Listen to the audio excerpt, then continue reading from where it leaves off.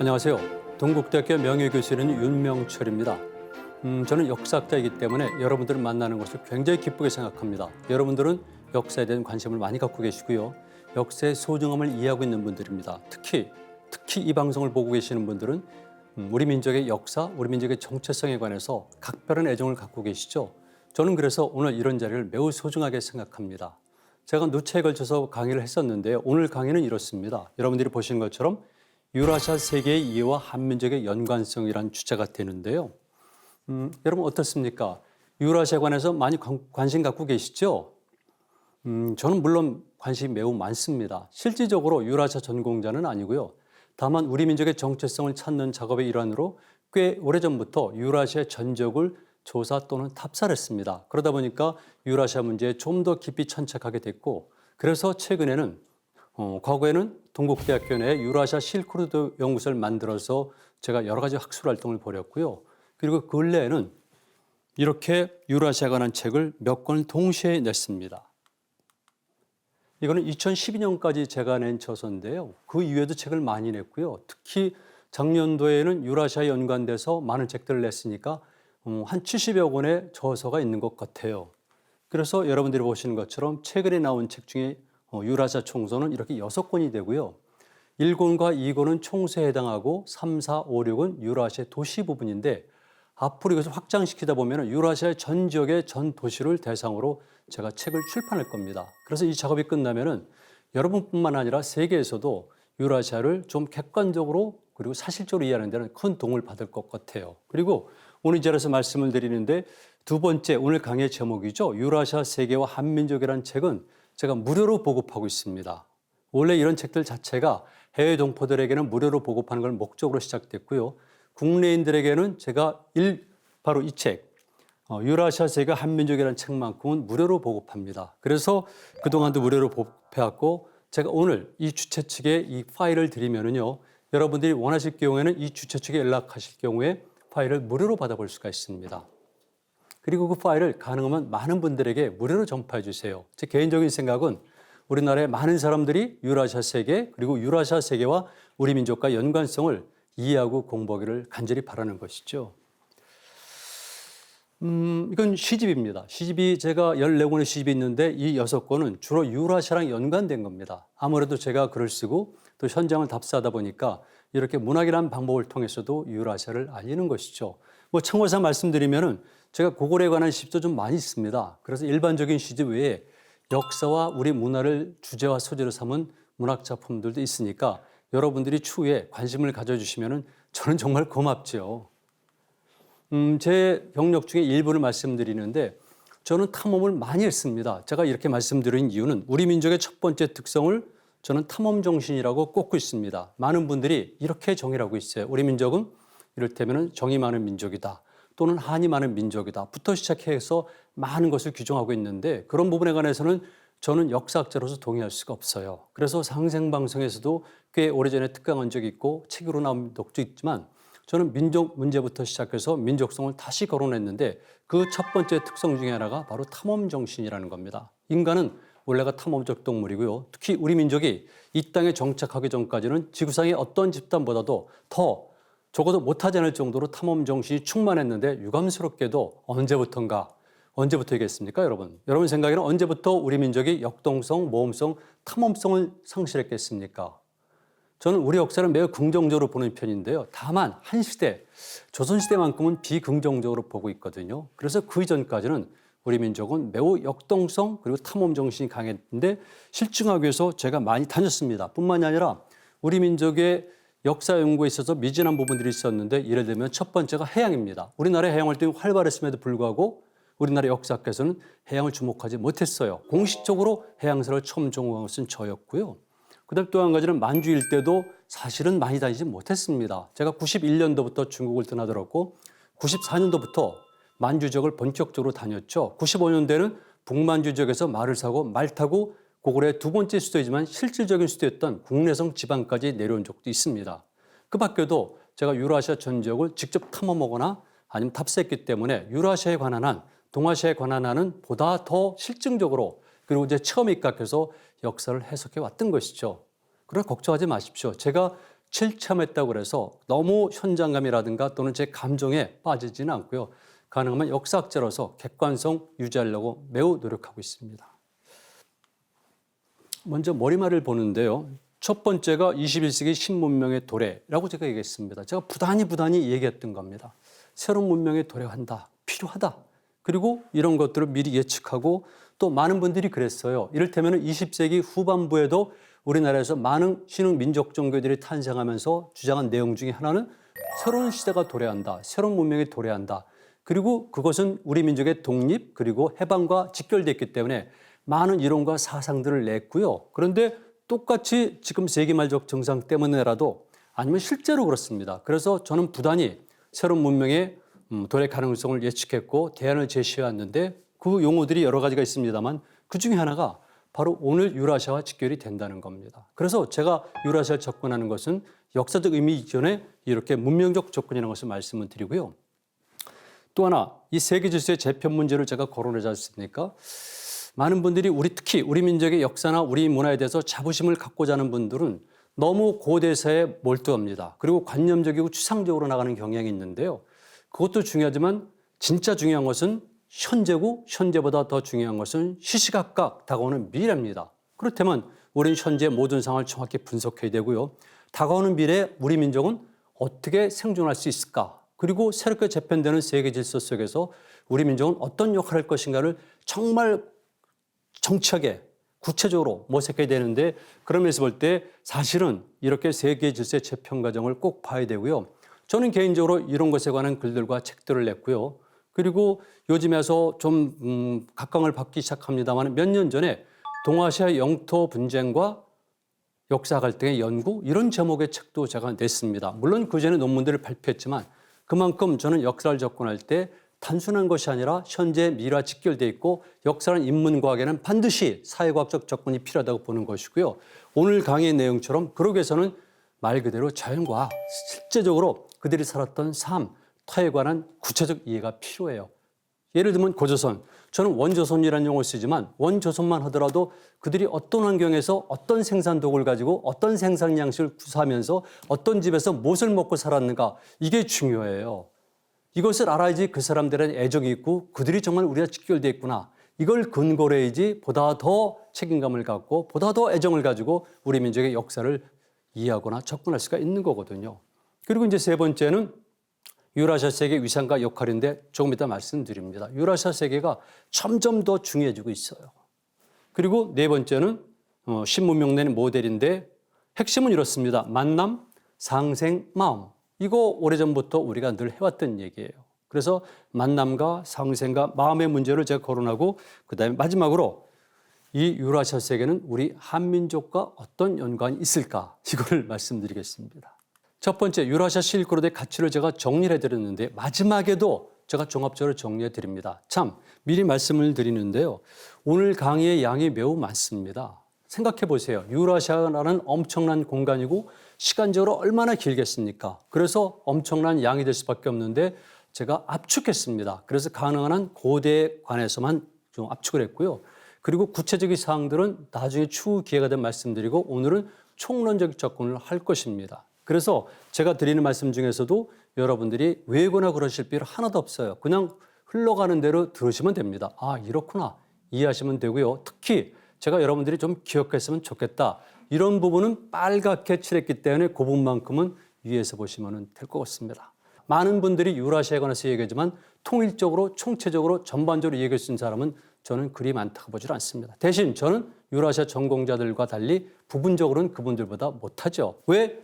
저는 주전공이 동아시아, 해양사 그리고 고구려사이니까 유라시아의 특정 지역에 관해서는 깊숙하게 알지 못합니다. 그러나 전체적으로 통일적으로 유기적으로 그리고 우리 민족과 연관성은 제가 발언할 수가 있죠. 첫 번째는 직영학적 가치입니다.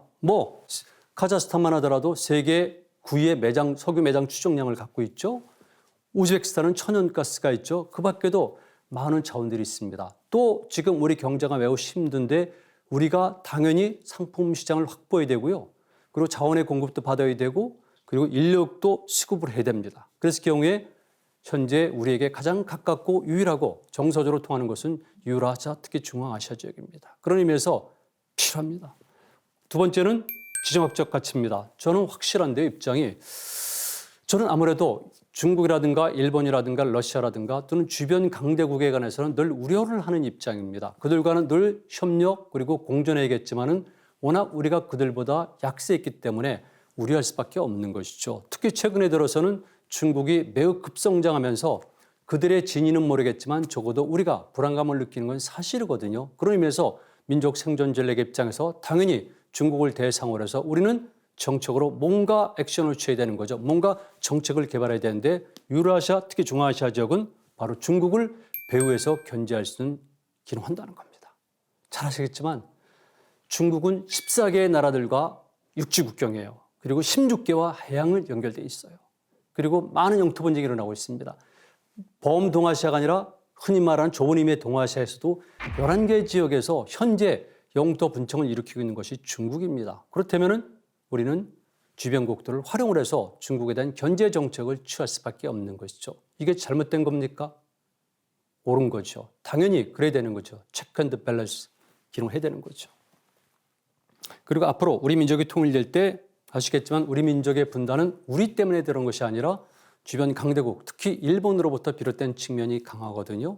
그래서 일본 그리고 우리 민족의 분단, 전쟁, 재분단 이런 것들은 다 주변 강대국과 연관이 되어 있으니까 한민족의 통일을 지향할 때 우리 힘으로는 저는 말씀드려요. 우리 힘으로는 불가능하다고 봐요.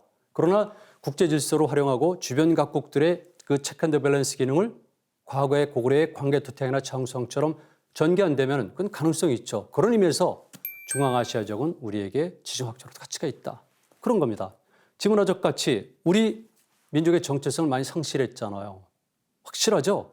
우리 그 이전에 있었던 원조선 아니면 고구려 뒤를 해서 만북국 시대 내려오죠. 이들이 가졌던 우리 문화의 상당히 많은 부분, 그중에서도 긍정적인 부분을 많이 상실했거나 또는 망각했어요. 이런 것들의 원형을 우리는 중앙아시아나 유라시아 지역으로 갈 경우에 찾을 수 있다는 겁니다. 물론 일부지만 일부 한 편린이 얼마나 중요합니까?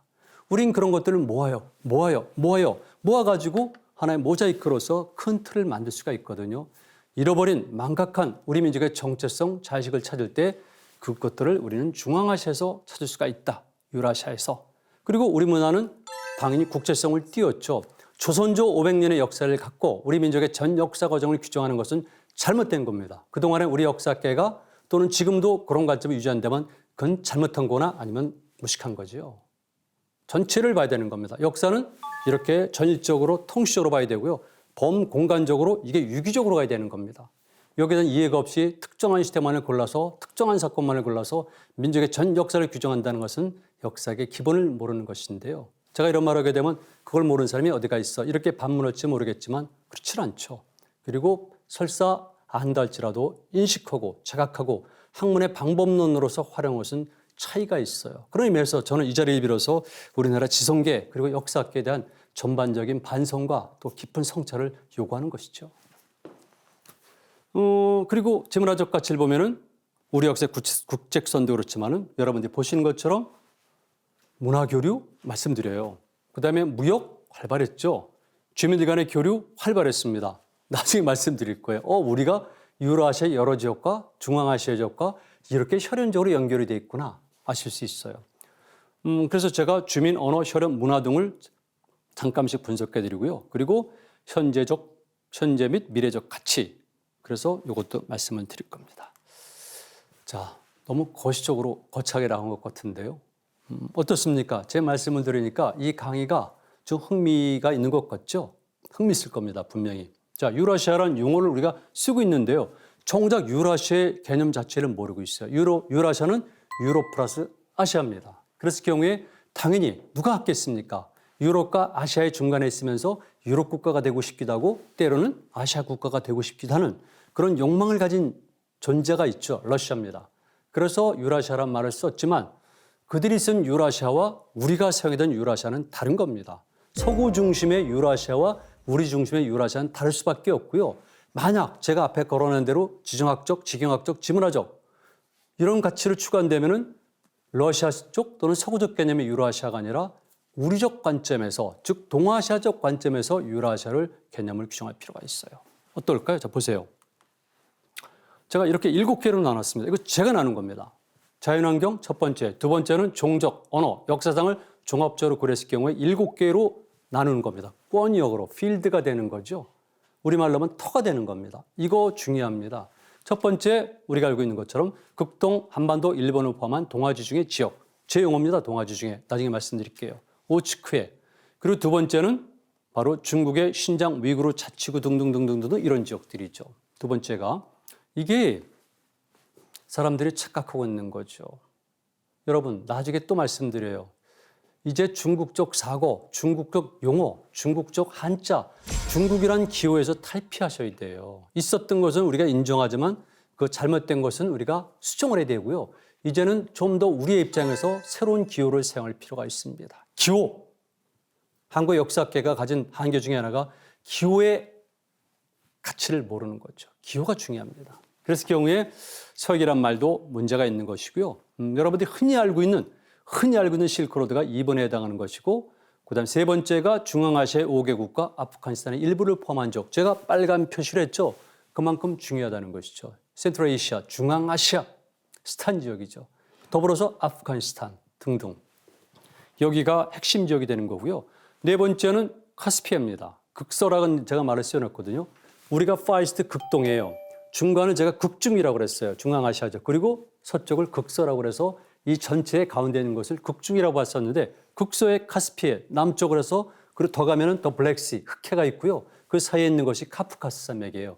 여러분들 나이 드신 분들은 코카사스 산맥을 배우셨죠. 이거 우리랑은 간접적으로 연관이 되고요. 우리랑 직접적으로 연관되어 있는 주민, 종족이라고 그러죠. 종족, 문화 이들과는 직접 연결돼요. 그래서 우리가 흔히 말하는 헝가리, 불가리아 이런 지역과의 유사성이 발견되는 것은 바로 이것 때문에 그래요. 그리고 러시아 알타이 지역 및 극동 시베리아 여기는 카이가지대예요. 설명드립니다. 그다음에 인도, 동아시아, 동남아시아 주변 해양. 그리고 마지막에는 북시베리아 알류산 열도. 이런 것들이 우리랑 무관한 것 같습니까? 특히 7번의 알류산 열도가 우리랑 무관한 것 같아요. 사할린이 우리랑 무관한 것 같습니까? 연해주 북부가 우리랑 무관한 것 같습니까? 그거는 과거의 역사학자나 고고학자들이 그동안 인식의 지평이 확장이 됐고 잘 못 본 거죠.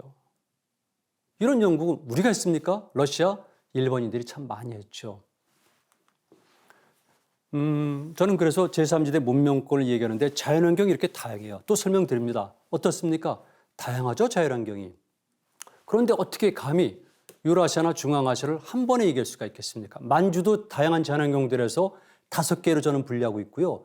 중국 학자들 중에서는 11개로 분류한 적도 있어요. 이 지역 자체를. 이렇게 다양한 자연환경이 있고 생태환경이 있는데 그냥 뭉뚱그려서 쉽게 만주, 유라시아, 시베리아 이거는 학자들은 그래서는 안 되죠. 이렇게 쭉 봤고요. 그래서 길을 보니까 이렇게 몇 가지 길로 나눠질 수가 있습니다. 자, 쉽습니다. 따라오시면 됩니다. 일단 기억을 환기시키겠습니다. 첫 번째 길이 초원의 길이에요. 스텝 로드, 풀의 길이죠.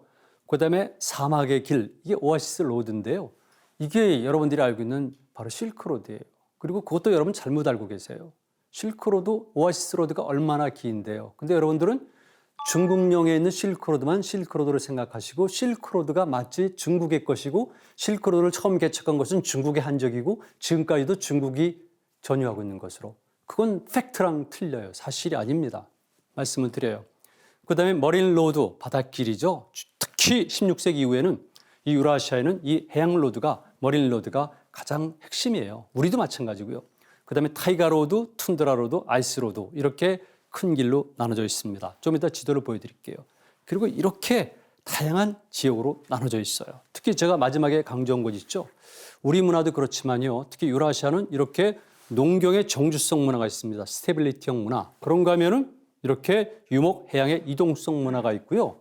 그다음에 이걸 모빌리티 문화라고 그러는데 사실은 이거 말고 연해주 남북부 지역부터 시작해가지고 극동 시베리아로 올라갔다가 바이칼을 거쳐서 핀란드까지 연결되는 이 숲의 문화권. 이거 중요합니다. 이랬을 경우에 이 숲 사람들의 모빌리티도 있거든요. 차이는 있지만. 그래서 어디나 마찬가지겠지만 특히 유라시아는 이렇게 역동성과 정주성이 혼합된 문화고요. 우리도 그랬습니다. 만주 일대, 한반도, 해양을 포함했을 때 우리 문화는 정주성 문화가 아니에요. 여러분들이 잘못 배운 겁니다. 잘못 해석한 겁니다. 한반도일 경우에는 혹시나 우리 문화가 정주영 문화라고 볼 수가 있는데요. 그것도 틀리죠. 왜 삼면이 바다니까 당연히 해양활동이 활발했고 모빌리티형 문화가 있는데 특히 만주 일대로 가면은 거기는 다양한 데다 모빌리티형 문화거든요. 그래서 우리가 과거 잃어버렸고 지금 다시 회복해야 되는 문화는 조선주의 양반처럼 정주영 문화가 아니라 고구려처럼 이렇게 역동성 있는 이런 모빌리티형 문화로 같이 찾아야 되는 것이죠. 합쳐지는 것이 좋습니다. 제가 한번 유라시아의 몇 개 지역을 나눠서 자연환경을 보여드려요. 보시는 것이 한반도 북부와 만주 일대입니다. 연해주 남부도 포함되어 있군요. 그랬을 때 오른쪽 경우는 바로 요섭지방이에요. 요섭지방. 우리가 흔히 말하는 요섭지방인데 현재 요하를 기준으로 한 요소입니다. 그런데 여러분들이 보시는 것처럼 여기는 건조지대예요. 물론 기후가 계속 변해오거든요. 심지어 6세기, 7세기경에 변했고 16세기, 17세기경에도 기온이 낮아지고 이런 변화가 있지만 기본적으로 요소는 건조지대라는 것은 그 당시 각각의 사료를 통해서 보면 나와요. 여기가 요새의 건조지대예요. 이게 우리 역사랑 연관이 되어 있습니다. 이런 직접 보시고요. 자, 이건 훌룬보이르 초원이라고 해서 대흥할령을 좌우한 시기에 있는 그 지역인데요. 초원 문화권이고 현재 몽골 지역이죠. 몽골 초원 지역으로 가는 길에 해당하는 것이 바로 이 초원지대, 훌룬보이르 초원. 후룬베이, 훌룬보이로 이렇게 여러 가지 명칭을 불려지고 있는데 이 초원의 모습인데 여러분이 보시는 것처럼 이렇게 보이로 쓰고요. 그다음에 이거는 훌룬호 근처에 어느 농가를 찍은데 농가가 아니라 지역을 찍은 건데 이 사람들은 흙으로 만든 집에서 그다음에 염소와 양을 키우면서 살고 있어요. 일부 지역에서는 말도 기르지만 이런 것들이 만주고요. 이런 것들이 과거 원조선의 일부 그리고 고구려 때는 고구려의 굉장히 중요한 지역, 발해 때도 중요한 지역이었다는 것을 생각하셔야 돼요. 우리 생물학적 유전자, 문화적 유전자, 역사적 경험 속에서는 이런 것도 있다는 것을 아셔야 돼요. 한국 사람들이 역마살이 강하다고 그러잖아요. 다 이런 것 때문에 그렇습니다. 자, 왼쪽 위의 사진은 만주에서 가장 위가 있습니다. 북극천이라고 그러는데요. 중국에서는 북극, 가장 북쪽의 끝에 있는 곳인데 지금 아래쪽 부분은 중국이고요. 왼쪽 부분은 러시아입니다. 이게 흑룡강의 발원지에서 바로 가까운 곳이에요. 오세리카잔인데 이렇게. 그리고 그다음에 아래는 하바로브스크의 아무르강, 흑룡강. 그런데 이 두 개에서 말씀드릴 것은 바로 이 마카, 무허죠. 이 지역이 중국에서는 과거에 동호가 살았다고 학자들이 얘기를 하고 있어요. 동호는 당연히 요소지방이죠. 핵심 지역은. 그러나 흉노에게 깨지면서 붕괴되면서 오한과 선비로 나눠져서 오한은 요소, 그리고 선비는 오늘날의 선비산 지역이죠. 홍할령. 그런데 중국 학자들은 이 마카 이런 지역에서도 동호, 흑하 지역에서도 동호계의 유물들이 발견된다고 보고 있어요. 그렇다면 생각해 봐야죠. 그리고 뒤에 아래에 있는 것은 아무르죠. 아무르. 그러나 이것을 우리는 흑룡강이라고 부르는데 청나라 시대 때 흑룡강이라고 불렀고요. 당나라 때는 흑수말갈의 흑수가 되는 겁니다. 그리고 이 사람들은 전부 다 한자죠. 그럼 이쪽에 살았던 사람들이 한자를 전부 다 알았습니까? 아니잖아요. 중국 사람들이 한자로 기록한 거죠. 검은물이라고. 그럼 이들은 무엇이라고 불렀을까요? 검은물이죠. 검은물. 그래서 요토지방의 시라무렌처럼 이 물은 가라무렌이라고 봅니다. 가라, 하라, 검다는 뜻이죠. 일본말 구로, 우리말에 있었던 가라 이거죠. 검은 물. 여기 바로 우리 문화권과 연결이 깊습니다. 최근에 이 주변 지역에서 발해 유적과 유물이 발견되니까 이제는 발해 영토고 영역의 영토를 여기까지 확장시키는 사람들도 있죠. 흑하에서 찍은 건데 건너편이 러시아 블로베젠스크. 그다음에 아래는 바로 유명한 흥계호입니다. 흥계호. 한가위.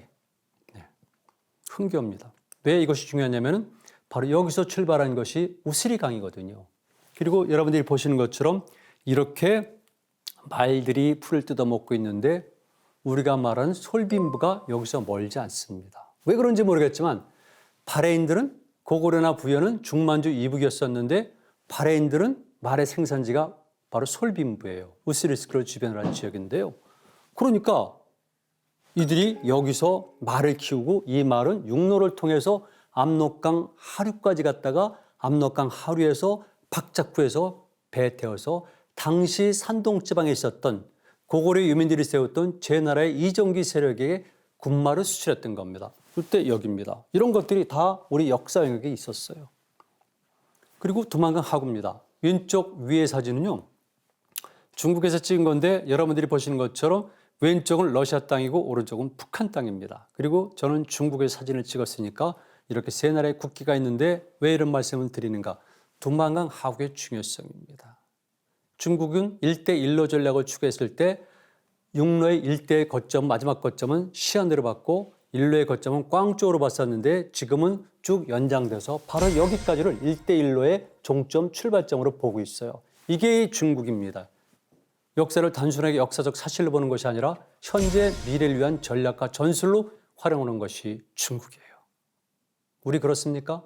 우리나라 지도자들, 정치인들이 그렇습니까? 그렇게 생각 안 하는데요.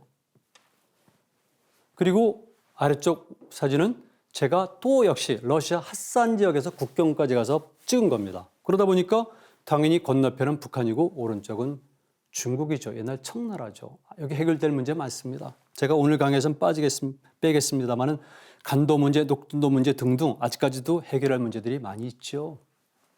자, 왼쪽은 보이스만이라고 그래서요. 가장 끝입니다. 두만강 하구의 해안지대인데 바레인들이 출발했다고 알려진 그라스키노가 있고 거기는 보이스만입니다. 신석기대 유적들이 발견이 되고 있고 그 신석기대 유적들이 밑으로 내려오면서 양양 오산리 거쳐서 강릉 거쳐서 울산까지 연결되는 거거든요.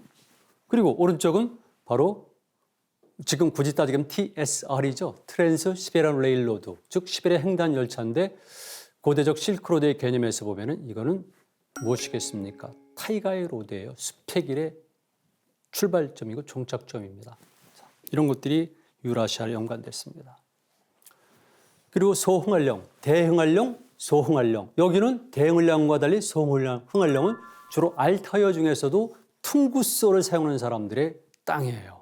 그 퉁구소를 사용하는 사람들은 여러분 쉽게 이해하세요. 고구려 때 말갈, 그리고 발해 때 말갈, 그 위에 여진. 이게 퉁구스 쪽이에요. 우리랑 상당히 가깝죠. 그러나 우리랑 언어는 달랐어요. 비록 생활 공동체이기 때문에 피도 많이 섞였을 가능성이 크고 같은 생활권이었었고 접촉하고 있었지만 끝까지 조선 말까지 그렇지만 언어상은 틀려요. 이건 당대 기록에 나오니까. 이게 바로 소흥할령족인데 여기 살던 주민들, 즉 다구르족을 중심으로 해서 또는 일부 나나이족을 중심으로 해서 제가 사진을 고른 거고요. 이렇게 보니까 이렇게 소도 키우고 그리고 말도 키우고 자연환경이 변했죠.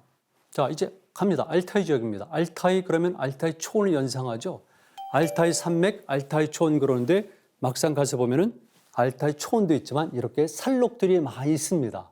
그러니까 이런 데서 당연히 뭐가 자라겠습니까? 풀들이 자라고 그리고 말들이 키워지는 거죠. 그래서 우리가 말하는 초원 유목민족들의 말은 반드시 광활한 초원만이 아니라 이런 산록에서도 많이 키워지고 활용이 됐습니다. 이게 팩트예요. 이런 사진들을 제가 가져왔어요. 얼마나 아름답습니까? 그리고 지금이 3월 초죠. 4월 하순쯤 되면은 정말 알타이 지역, 그다음에 중앙아시아 지역, 천산 지역, 파미르 지역에는요. 꽃평선이 펼쳐져요. 제가 만든 단어인데 꽃이 수십 킬로씩 연결되는 겁니다. 장관이죠. 그것이 좋은 자연환경이라는 뜻은 아니지만 적어도 오랫동안 넓이를 잃어버린 우리에게는 감동을 주는 겁니다. 그래서 앞으로 한국 사람들이 저는 유라시아, 중앙아시아 지역에 많이 가리라고 봐요. 그리고 왼쪽 이거는 사실은 바이칼 사진인데요. 여기다가 우랄 사진을 집어넣었어야 되는데 못 집어넣었어요. 오른쪽 보이는 것은 유로파라고 써 있잖아요. 러시아로 유로파. 그러니까 오른쪽에는 아시아라고 쓰여져 있거든. 이게 에카테린부르크 교회에 서 있는 겁니다. 오벨리스크. 그래서 여기를 기점으로 해서 이쪽은 유럽, 이쪽은 아시아. 그런데 제가 보여드린 이유는 무엇이겠습니까? 우랄 산맥, 특히 나이 든 분들은 아직까지도 우리 민족의 언어 계통 그러면 우랄 알타이어라고 그러더라고요. 이제 그런 말 쓰지 마세요. 우랄어와 알타이어는 다릅니다. 친연성은 있지만 우리는 알타이어 계통입니다. 그리고 우랄 그러면 우랄 산맥 그래서 거대한 산맥으로 이해하시는데 그렇지 않아요. 그리고 곳곳에 넘어갈 수 있는 길들이 있습니다. 그래서 우랄이 있지만은 우랄 동쪽과 서쪽은 교류가 활발히 이루어졌다는 것이죠. 이걸 말씀드리기 위해서 보여드리는 겁니다. 자, 왼쪽은 바이칼호에서 나오는 앙가라 강이죠. 350여 개의 모든 강들이 바이칼 호수로 들어가지만, 바이칼 레이크로 들어가지만 유일하게 나오는 곳이 앙가라 강인데요. 앙가라 강 입구에 보니까 저렇게 타이거지대입니다. 침엽수가 꽉 차 있어요. 중요하죠. 만주도 제가 아까 말씀을 못 드렸는데 나무가 얼마나 중요한데요. 언제 기회가 있으면은 우리가 말하는 고조선, 제월 원조선이 얼마나 경제적 가치가 무궁무진한 만주 땅을 차지했는가를 알 수가 있어요. 고구려도. 거기는 버려진 땅이 아니라 지경학적 관점에서 볼 땐 정말 좋은 곳이에요. 그런데 우리는 만주가 경제적으로 가치 있는 땅이라는 것을 전혀 인식하지 못하고 있어요. 그리고 만주는 버려진 땅, 쓸모없는 땅이라고 청나라 사람 그리고 일본인들에서 세뇌된 거지. 그렇지 않아요. 그리고 오른쪽에 유명한 아혼섬. 제 기억엔 1990년대 중후반쯤 갔는데 아마 국내에서는 제일 처음 것 같아요. 아론섬은. 뭐 팩트인 거죠. 이런 것들은. 이유가 있습니다. 간 이유가. 자, 어떻습니까? 이거. 삭막하죠. 이게 파미르입니다. 건트강 위에 왼쪽은 거기는 아프가니스탄이고요. 오른쪽이 타지키스탄이에요. 그리고 저 위는 지금 제가 타지키스탄의 파미르 거의 정상부근에서 찍은 거예요. 한여름에. 파미르는 우리가 생각하는 것처럼 사람이 살기 좋은 곳이 아니에요. 그리고 파미르 언저리에는 사람이 살 수가 있지만 우리가 생각하는 것처럼 농토가 있다거나 이런 거는 아니죠. 여기에는 동물들이 많습니다. 그래서 파미르를 관념적으로 이해하는 건 중요한데 그러나 그곳이 정말 인류 문명이 발상되고 실제로 많은 사람이 살았다. 그건 사실과 달라요. 왜냐하면 증거가 없잖아요. 그리고 우리가 알고 있는 고선지, 딜리언, 해철에 비롯한 많은 승려들이 파미르 언저리를 넘나들었는데 그 길은 우리가 상상할 수 없을 만큼 굉장히 험악한 길이에요. 자, 이런 걸 보여드리는 이유가 있습니다. 자, 이게 현실입니다. 자, 거기서 나는 것들은 이렇게 과일들이고 이거 파미르 고원이 아니라 파미르 가는 길에 찍은 거예요. 그 다음에 이런 양떼들. 이 왼쪽이 이시쿨입니다. 이시쿨은 이식지방에 있는 호수란 뜻이에요. 바이칼이 아니라 원 발음은 바이쿨이죠. 러시아 사람들이 바이칼로 발음했을 뿐이지 원 발음은 바이쿨입니다. 나중에 말씀드리겠지만 다양한 명칭이 있지만 바이칼만 하더라도 원 발음은 바이쿨. 왜? 알타이어로 쿨이 호수니까. 뭐 이거는 동쪽부터 터키 이르기까지 다 일관된 거니까 하나도 문제가 없어요. 쿨은 호수를 뜻하는 거예요. 그래서 이시쿨 호수가 있고 열해라고 그러죠. 한자로 열해. 그리고 거기서는 보니까 이렇게 여러분들이 보시는 것처럼 큰 물고기들도 잡히는 겁니다. 열해. 여기는 열해니까 약간 온천 일부 지역에서 나오는 거죠. 그런데 고기가 잡혀요. 그렇다면 이 이시쿨이 얼마나 경제적으로 중요했던가를 알 수가 있는 거죠. 산 주변에, 바이칼 주변에, 이시쿨 주변에, 바라쇼 부근에 이렇게 강 주변에 사람들이 모여 사는 겁니다. 큰 오아시스죠. 그래서 중요한 겁니다. 따라서 여기서는 문화가 발달해요. 이시쿨. 한국 사람들 요즘 많이 갑니다. 이시쿨 워낙 아름답기 때문에. 심지어는 중국에서는 이태백이 이 근처에서 태어났거나 아니면 어린 시절을 보냈다고 주장을 하는데 그만큼 여기는 중요하죠. 뭐 바로 넘으면 현재 중국이니까 가깝죠. 자, 왼쪽에는 흔히 말하는 이게 바로 실크로드입니다. 우리가 알고 있는 실크로드. 자, 오늘 강의를 계기로 해서 이제 실크로드는 여러분들이 통념처럼 신장 위구르 자치구, 즉 신장 지역만이 아니라는 거죠. 여기가 끝이고 카시카르를 넘어서게 되면은 막바로 이제는 중앙아시아고요. 이게 실크로드죠. 너무 좁게만 봤어요. 늘 우리는 감숙, 도낭, 그래서 도낭 석굴 이것만 얘기를 했어요. 잘못된 것이죠. 잘못된 겁니다. 그리고 불교 문화도 도낭만 있습니까? 도낭 예술을 낳게 한, 도낭의 불교 미술을 낳게 한 근원들이 있는데 어디에? 중앙아시아 남쪽 지역에, 좀 타지키스탄이라든가 그 남쪽 지역에. 그래서 왼쪽에는 소유기의 무대죠. 화염산, 오른쪽은 고창고성, 세 번째는 구차. 이렇게. 그랬죠. 자, 동남아시아입니다. 여기서 오른쪽은 이렇게. 이렇게 동남아시아 지역은 중국의 양장은 이남도 마찬가지지만은 조그만 천에서 배들이 움직여지고 있어요. 이거 우리나라도 비슷했었어요.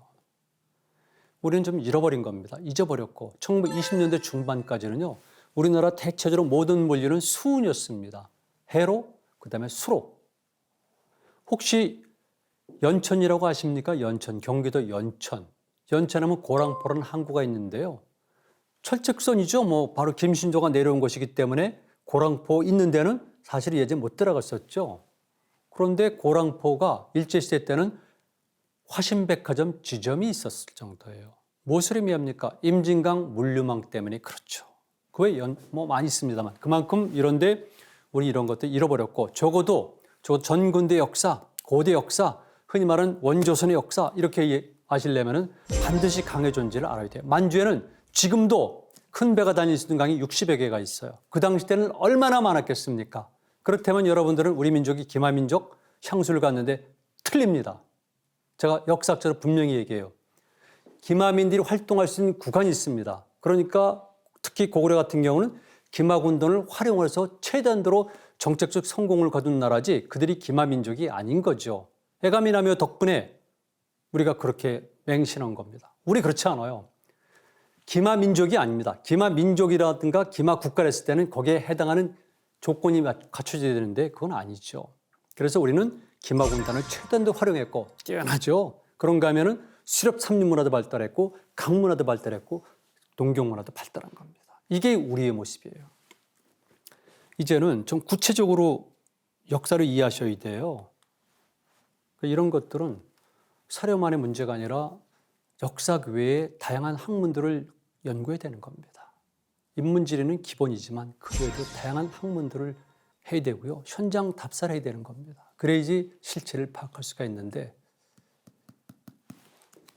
자, 아까 걸 좀 더 보완한 겁니다. 여기는 만남의 장이다. 이미 그 이전부터 그랬지만 5만 년을 전후로 해서 인류는 지구를 한 바퀴 돌았다고 그래요. 아메리칸 빼죠. 오스트레일리아 대륙이 4만 5천 년 내지 5만 년 전에 마지막에 망망된 80km 구간은 뗏목을 통해 가지고 지금 오스트레일리아 대륙에 도착했잖아요. 이게 인간이에요. 이게 무서운 거죠. 이거는 당연히 호모 사피엔스 사피엔스죠. 호모 사피엔스가 아니라 호모 사피엔스 사피엔스죠. 이렇게. 그리고 기원전 15세기경부터는 시작이 되는데 특히 기원전 7, 9세기경에는 집단의 존재가 부각됐으니까 이때 비로소 우리는 기마민족, 기마집단이라고 얘기할 수가 있는 거고 그 이전에는 그냥 간 겁니다. 기마군단, 기마집단에서 말을 사용할 뿐만 아니라 말 가침사가 이루어져야 되고요. 거기에 걸맞는 건축 양식과 그다음에 무기체계라든가 신앙이 같이 덧붙여져야 되는 겁니다. 말탄독에서 기마집단이라면 그건 잘못된 것이죠. 그리고 이렇게 말씀드린 대로 이 스텝 로드는 말의 길이기도 하지만 황금의 길이기도 하고 청동기의 길이기도 하고요. 담비의 길이 북쪽이지만은 숲의 길이지만은 여기도 담비가 잡히기 때문에 담비의 길까지 포함한 겁니다. 오아시스 로드는 실크로드입니다. 그리고 해양 로드 등등. 자, 지도 한번 다시 보실래요? 이게 제가 만든 지도인데요. 유라시아를 이렇게 6개의 길로 만들었습니다. 6개 길로. 그래서 여러분들이 보시는 것처럼 이게 흔히 말하는 비단길입니다. 실크로드, 오아시스 로드죠. 사막의 길. 위에 있는 것이 스텝 로드, 초원의 길입니다. 이게 우리랑 연결되어 있어요. 그다음에 타이거 로드는 숲의 길이고요. 그 위에 보면은 툰드라의 길이라고 했었는데 그 제 이론이 아니라 이거 처음 제기한 사람은 주책 교수예요. 그리고 맨 위에 아이스 로드는 아직까지 가설 상태인데 왜냐하면 이 지역의 북위 70도선과 노르웨이 쪽의 70도선에서 유물들이 발견이 되거든요. 그래서 미싱 링크가 있는데 제 분야가 아니라서 저는 그냥 이럴 수 있다만 제기하는 것이고요. 이 분야 앞으로 전문가들이 세계에서 나온다면은 아이스로드도 있지 않을까. 저는 인간이 가지는 특별한 능력과 신념을 믿어요. 제 경험을 통해서. 그래서 점점점점이라서 아이스로드를 설정을 했고요. 나머지는 밑에 흔히 말하는 머린 로드입니다. 해양의 길. 그리고 이렇게 초원의 길에서 기원전 6세기 가게 되면 본격적으로 집단의 존재가 등장하죠. 그래서 3세기쯤 가게 되면 흔히 말하는 흉노가 역사에 등장합니다.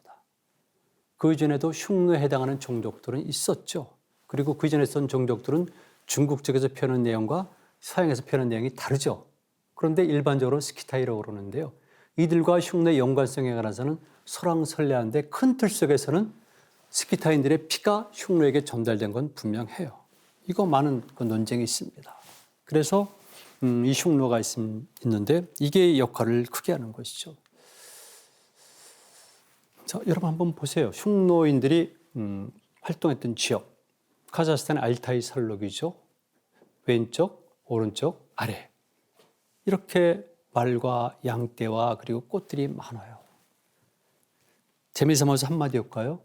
꽃들이 많으면 무엇이 많이 자랄까요? 꽃들이 많으면 벌 있잖아요. 벌나비가 많이 서식하면 무엇이 생산될까요? 꿀이죠. 꿀. 저 이쪽 꿀 굉장히 좋아해요. 제가 좋아해서 거기서 사오잖아요. 많이. 그렇다면 고대에도 마찬가지였겠죠. 그래서 꿀이 얼마나 소중했겠습니까? 단 것도 있죠. 약용으로. 그래서 이런 것들도 다 그 당시 때는 무역이었다는 사실. 그래서 우리 한국 사람들이 착각하고 있는 것 중에 하나는 무역 그러면 근대적 개념을 적용해서 대단한 것으로 여기지만 전근대 고대 선사로 올라가게 되면 아주 지금 우리가 보기엔 볼품한 것들이 그 당시 때는 엄청난 부가가치를 가진 귀중한 것들이었다는 것이죠. 그런 의미에서 우리는 원조선의 무역권에 관해서 살펴볼 필요가 있는데 제가 이 부분에 이 책에 보면은 제가 쓴 책인데 보면은 당연히 원조선에 관한 무역 활동이 나와 있습니다. 무역 활동이 활발했죠. 자, 여기서 또 한 가지 말씀드릴게요. 실크로드 얘기인데요. 중국 지역에서 넓은 중국 지역에서 가장 우수한 실크가 생산되는 지역이 어디일 것 같습니까? 신장 위구르 자치구 아니면 감속성 어디일 것 같아요? 어디일 것 같아요? 길림입니다. 길림성 중에서도 길림시가 최고의 질 좋은 실크가 생산되는 곳이죠. 그래서 중국 사람들은 길림시 일대를 천잠 문화권이라고 명명했어요. 하늘 천자, 누에 잠자, 천잠 문화권. 그게 누구의 땅이었습니까? 길림시 일대가. 생각해 보세요. 누구의 땅이었습니까? 그러면 당연히 원조선 부여의 핵심 지역, 일부 사람들은 바로 거기 있는 동단산성과 그다음에 그 옆에 있는 평지성을 남성자성을 부여의 수도라고 보는데 저는 물론 그렇지 않습니다만. 그리고 고구려의 성, 용담산성이 있잖아요. 그러니까 가장 뛰어난 아름다운 실크의 생산지는 바로 우리 문화권이라는 것이죠. 늘 남의 얘기만 하지 마세요. 우리 것도 있다는 것을 좀 알으시고요. 찾으려는 노력을 기울여야 됩니다. 이거 제가 연구한 겁니까? 아니잖아요. 중국 사람들의 논문을 보고 제가 찾아낸 거잖아요. 또 하나 말씀드릴까요? 우리가 말하는 가장 값비싼 진주가 여러분들은 바닷가 진주만 생각하시죠? 강물 진주가 있습니다. 송화강 강물 진주 최고. 그래서 청나라 때는요. 북쪽의 구슬, 동쪽의 구슬 이런 명칭을 갖고 있는데 이거는 청나라에서는 황제, 황후 그리고 대비에 해당하는 거죠. 어머니. 이 세 사람만 관복에 착용할 수가 있고요. 나머지 사람들은 그보다 하등급의 진주를 착용을 해요. 그리고 당연히 이 진주를 전문적으로 채집하는 집단들을 고용을 해서 국가적 사업으로 해요. 어딥니까? 거기잖아요. 우리 남만주 일대. 그러면 어떻게 되는 겁니까? 당연히 그 시기에 원조선 시대 때, 고구려 시대 때 중요한 수출품이 된 거죠. 물론 문자명왕 시대 때 섬나국에서 가라는 보물을 가져왔는데 그건 바다 진주예요. 그러나 설에는 안 나왔지만 역시 남만주에서 나는 민물 진주가 굉장히 귀중했던 겁니다.